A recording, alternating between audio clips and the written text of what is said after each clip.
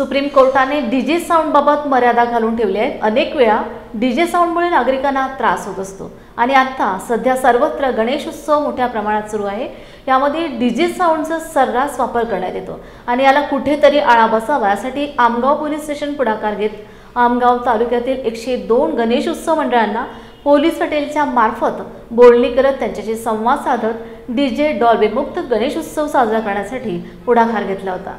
त्यांच्या आवाहनाला प्रतिसाद देत 61 गणेश उत्सव मंडळांनी त्यांच्या या उपक्रमाला होकार दिला असून आज आमगाव पोलीस स्टेशन अंतर्गत या 61 गणेशोत्सव मंडळाचा प्रशस्तीपत्र आणि पुष्पगुच्छ देऊन स्वागत करण्यात आला। नवयुग गणेश मंडळ ठाण्याच्या गणेश मंडळाच्या आज खूप चांगल्या पद्धतीचं नियोजन आहे आणि आज इथं पोलीस स्टेशनला आम्ही आज आलेलो आहोत आणि राणे साहेबांनी जो नियोजन केलेला आहे तर त्यांनी जो विश्वास ठेवलेला आहे गणेश मंडळावरती तो विश्वास आम्ही कायम ठेवणार आहोत आणि जो पारंपरिक नृत्य असतात पारंपरिक वाद्य असतात त्याच पद्धतीने आम्ही गणेश विसर्जन करणार आहोत आणि जो पैसा गोळा होतो जो गावामधून आपण पैसा गोळा करतो तो पैसा डीजेच्या फुकट अशा बाबतीत वापरामध्ये न घालवता आम्ही सामाजिक कार्यामध्ये तो पैसा लावणार आहोत। जसे की आमच्या गावामध्ये लहान मुलं असतील तर लहान मुलांचं शिक्षण हा खूप पाठीमागं असते आणि त्या शिक्षणाकडे कोणाचं लक्ष नसतं। अंगणवाडीमधले जाणारे जे विद्यार्थी त्यांच्याकडे अंगणवाडी सेविका असतील किंवा पालकांचं जास्त त्यांच्याकडे लक्ष नसतं तर तो विद्यार्थी शिक्षणाकडे जास्त ओढायला पाहिजे आणि शिक्षण हा आपला मजबूत पाया आहे। त्याकरिता आमच्या मंडळाने गावामध्ये 100च्या वरतून विद्यार्थी आहेत त्या विद्यार्थ्यांना बॅग आणि त्यांच्या म्हणजे शिक्षणाचे साहित्य देण्याचा हा आम्ही काम हाती घेतलेला आहे आणि तो पूर्ण करणार आहोत। आणि डीजेचा जो आहे डीजेचा आम्ही वापर करणार नाही आहोत।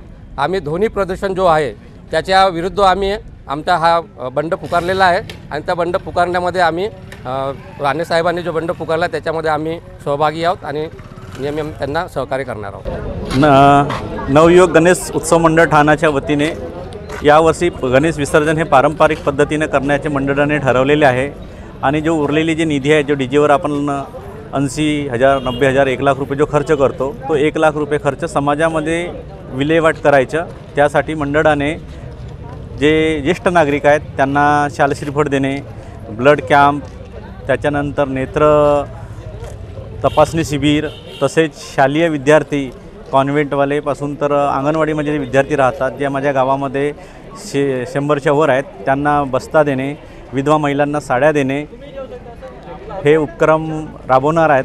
आणि एक गाव एक गणपती ह्या शासनाने जे 2018पासून आपल्या इथं एक गाव एक गणपतीची संकल्पना उभारण्यात आलेली आहे आणि डीजेचा वापर करणार नाही जेणेकरून ध्वनी प्रदूषण होणार नाही।